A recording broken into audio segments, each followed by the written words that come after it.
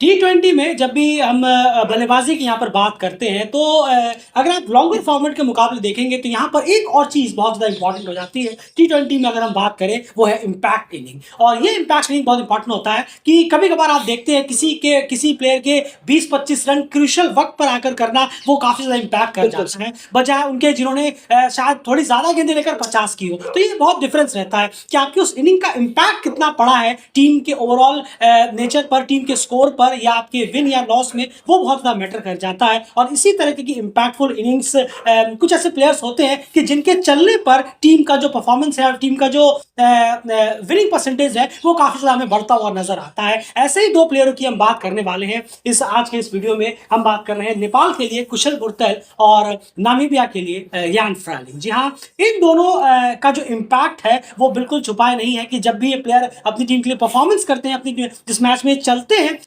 उस मैच में टीम का जो परफॉर्मेंस है प्लस विनिंग परसेंटेज का जो चांस है वो काफी ज्यादा हाई यहाँ पर होता हुआ हमें दिखता है। इसके पीछे एक आपके सामने हम रिपोर्ट भी रखेंगे, ऐसे नहीं कि ऐसे ही लेकर आ गए आपके सामने। हम इसके पीछे रिपोर्ट रखते हैं एंड मैं नंबर्स जानना चाहूंगा कि T20 वर्ल्ड कप जो हुआ था पिछला 2024 का, उसके ठीक बाद से 29 जून को फाइनल हुआ, उसके ठीक बाद से लेकर अब तक जितने भी T20 मैचेस इन दो प्लेयर्स की टीमों ने खेले हैं, नेपाल और नामीबिया ने खेले हैं, उनमें सबसे ज्यादा विनिंग कॉज में रन्स करने वाले बल्लेबाजों की जो लिस्ट है वो क्या है, जरा आप बताएंगे। शुरुआत पहले नामीबिया से करते हैं। नामीबिया में लिस्ट पर जानना चाहूंगा कि यान फ्रालिंग कहां पर जाकर बैठते हैं। जरूर देखिए, अगर हम शुरुआत करें नामीबिया के लिए विनिंग कॉज में, उस वर्ल्ड कप से लेकर अब तक सबसे ज्यादा रन जिन्होंने किए हैं T20I में, तीसरे नंबर पर हैं गेरार्ड इरास्मस, जिन्होंने 7 इनिंगों में 175 रन किए हैं। ये जीत पर हैं ये सारे रन विनिंग कॉज में, और 29 का एवरेज है, 118.24 का बैटिंग स्ट्राइक रेट है नामीबिया के लिए।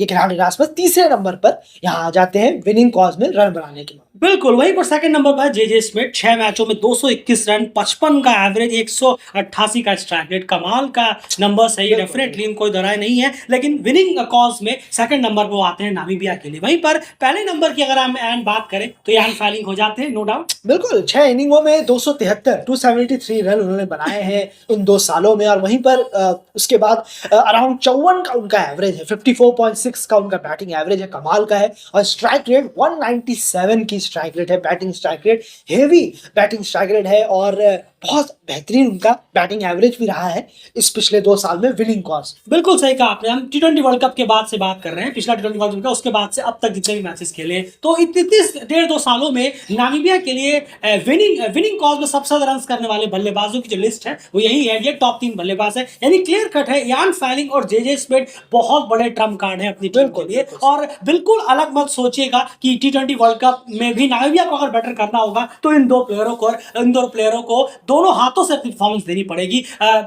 पूरी लीड फ्रॉम द फ्रंट करना पड़ेगा। गेरार्ड इरास्मस कप्तान है, परफॉर्मेंस उनकी भी बहुत इंपॉर्टेंट होती है, लेकिन जैसे कि हमें नंबर्स बता रहे हैं और हम देखते भी हैं इन दोनों का इंपैक्ट जो है वो काफी ज्यादा इंपॉर्टेंट है। तो यान फ्रालिंग और जे स्मिथ, इनकी परफॉर्मेंस कई बार कुल मिलाकर डिसाइड करेगी कि नामीबिया इस T20 वर्ल्ड कप में कुछ अच्छा कर पाएगा या नहीं कर पाएगा। उनके ग्रुप में इंडिया और पाकिस्तान है फुल नंबर्स में, और नीदरलैंड्स और यूएसए है एसोसिएट्स में। तो कितना बेहतर नामीबिया कितना बेहतर कर पाएगा नहीं कर पाएगा, उसके लिए इन दो प्लेयर्स पे बहुत ज्यादा दारोमदार इन दोनों के इर्द घूमेगी। थोड़ा बहुत गेरार्ड इरास्मस इंक्लूड होंगे, देखिए वही टॉप 3 की लिस्ट में है, लेकिन जे स्मिथ और यान फ्रालिंग बहुत बड़े रोल प्ले करेंगे अगर नामीबिया को बेटर करना होगा इस वर्ल्ड कप में, खास करके यान फ्रालिंग जो कि टॉप कर रहे हैं इस लिस्ट में। इसी के काउंटर पार्ट एंड आप चलते हैं जरा नेपाल की तरफ। नेपाल के लिए पिछले वर्ल्ड कप से लेकर अब तक जितने भी T20 मैचेस हुए हैं उसमें सबसे ज्यादा जीत में रन करने वाले जो प्लेयर्स की लिस्ट है वो कौन सी है, और उस लिस्ट में कुशल भुरतेल कहां पर है और बाकी प्लेयर्स कहां पर हैं। चलिए इसकी लिस्ट को जानते हैं। बिल्कुल, अगर हम देखें तीसरे नंबर पर नेपाल के लिए जो है विनिंग कॉज में रन बनाने में रोहित पौडेल हैं, जिन्होंने 15 इनिंगों में 335 रन किए हैं और 30.45 यानी कि 30.45 के का उनका बैटिंग एवरेज रहा है इन 1.5-2 सालों के अंदर। वहीं 115 की उनकी एक बिलो पार अगर हम कहें एक बैटिंग स्ट्राइक रेट रही है, स्ट्राइक रेट इतना खास है। बिल्कुल, वहीं पर दूसरे नंबर पर जो रहे हैं विनिंग कॉज में सबसे ज्यादा रन करने वाले नेपाल के लिए वो है आसिफ शेख, 479 रन, 15 इनिंग में 34 का एवरेज तीनों का ही बेटर है जो आप लिस्ट पे देख रहे हैं। स्ट्राइक रेट 131 के आसपास का बेहतर है, रोहित पौडेल के मुकाबले थोड़ा और बेहतर हो सकता है, लेकिन ये भी चलिए बेहतर है। उसके बाद नंबर 1 पर जो आपने हमारा थंबनेल भी देखा वही हम चीज कह रहे लगातार। देखिए नामीबिया के लिए यान फ्रालिंग टॉप पर है, विनिंग कॉज सबसे ज्यादा रन, और यहाँ पर कुशल गुरतेल टॉप पर हैं, उनके फिगर्स क्या कहते हैं? जरूर 16 इनिंगों में 510 रन उन्होंने किए हैं विनिंग कॉज में इन कुछ सालों में, और वर्ल्ड कप के बाद 2024 के, और 34 के का उनका बैटिंग एवरेज है, और 123 के अराउंड उनका बैटिंग स्ट्राइक रेट है। तो उनके रन्स जो है खासे अच्छे एवरेज से भी आए हैं विनिंग कॉज में, और अच्छा उनका परफॉर्मेंस रहा है विनिंग में अगर हम देखें। बिल्कुल, तो क्लियरली है यहाँ पर इस लिस्ट में अगर आप देखेंगे तो इम्पैक्ट जो है वो काफी बेहतर रहता है। कुशल गुरतेल और आशीष शेख हम अगर दोनों को यहाँ पर ले लें एज अ ओपनिंग पेयर, तो ओपनिंग पेयर ने जब जब टीम के लिए स्कोर किया है तब तक वो इम्पैक्ट हमें देखने को मिला है। ज्यादातर जो रन्स हैं वो उसी फेस में आए हैं जब जब टीम ने जो जीत दर्ज की है नेपाल की टीम ने, उसमें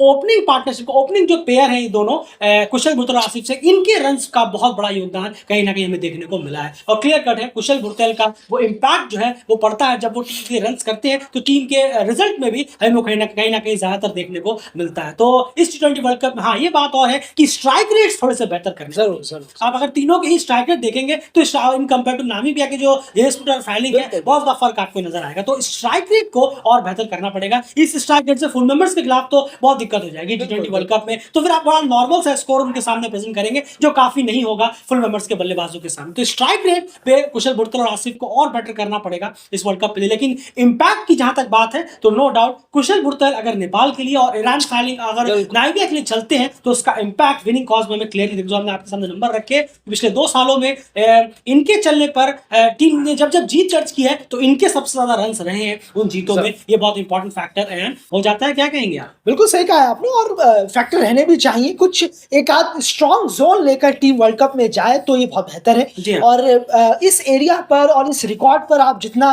नजर डालेंगे तो बहुत अच्छा है टीमों के लिए। जैसे कि कुशल गुरतेल है, एक पॉजिटिव दे रहे हैं कि जब भी मैं चलूंगा या उस मैच के दौरान वर्ल्ड कप में अगर वो चल गए तो टीम को एक बहुत बड़ा एक बूस्टअप मिलेगा, अच्छा स्कोर लगाने में भी वो कामयाब होंगे। जरूर। तो बाकी जो प्लेयर्स हैं उनके साथ कंधे से कंधा मिलाकर जो बल्लेबाज हैं, खास करके तौर पर जो बल्लेबाज हैं, वो अगर थोड़ा सा मॉडेस्ट स्ट्राइक रेट से भी अगर साथ दे दे कुशल गुरतेल का, तो एक अच्छा टोटल लगा सकते हैं या टारगेट को चेस करते हुए भी देख सकते हैं। अगर ऐसा हो पाया कुशल गुरतेल इस परफॉर्मेंस के मुताबिक जो उन्होंने 2 सालों में की है टिक पाए, वही फ्राइलिंग के लिए भी ऐसा ही है सेम, कि फ्राइलिंग और स्मिथ जैसे जो बल्लेबाज हैं वो कुछ ऐसे ही परफॉर्मेंस दें जो उन्होंने दी है। ओपोनेंट्स का बहुत बड़ा फर्क है। जी हाँ, मैं अभी उसी पे आ रहा था। जी हाँ बिल्कुल, तो वो देखने वाली बात होगी। असर बहुत अच्छा होगा, ये इम्पैक्ट बहुत गहरा होगा।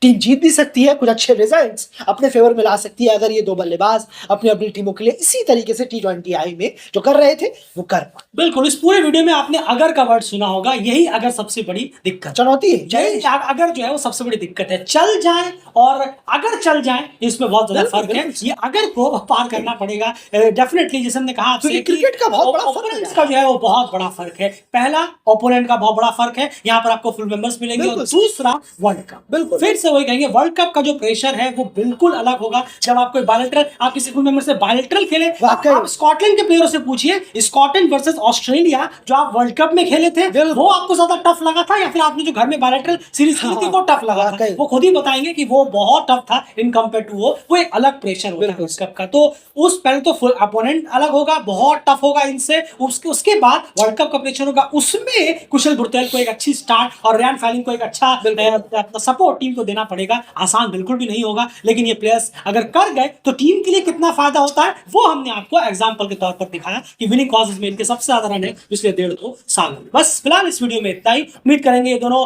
तो इन 2 पर्सपेक्टिव से भी नजर रखिएगा इन 2 प्लेयरों पर कि ये दोनों प्लेयर अगर चले तो टीम पे इंपैक्ट एक अच्छा और पॉजिटिव पड़ सकता है। लेकिन वही हमने कहा, अगर इतना आसान नहीं है, ओपोनेंट अलग है, वर्ल्ड कप का प्रेशर है, लेकिन अगर कर गए तो टीम को ज्यादा फायदा जरूर होगा। फिलहाल इस वीडियो में इतना ही। बने रहिए चैनल के साथ। आप सबसे रिक्वेस्ट है, जितने हमारे व्यूअर्स हैं जो भी हमारा वीडियोस लगातार सुन रहे हैं और हाँ, कल हमने एयान हार्वे जो कि नेपाल ने बॉलिंग कंसल्टेंट कोच अपने साथ हायर किया है, उनका हमने एक वीडियो बनाया, डिटेल उनके बारे में बात की है, क्या हेल्प मिल सकती है नेपाल को वगैरह वगैरह, सब उस वीडियो में। प्लीज वीडियो को जाकर एक बार जरूर सुनिए, कल ही का वीडियो है, आप सुन सकते हैं जाकर। और हाँ, सबसे रिक्वेस्ट है व्यूअर्स से, प्लीज हमारा चैनल सब्सक्राइब जरूर कर लीजिए ताकि आपको लगातार वीडियो ऐसे ही मिलती रहे।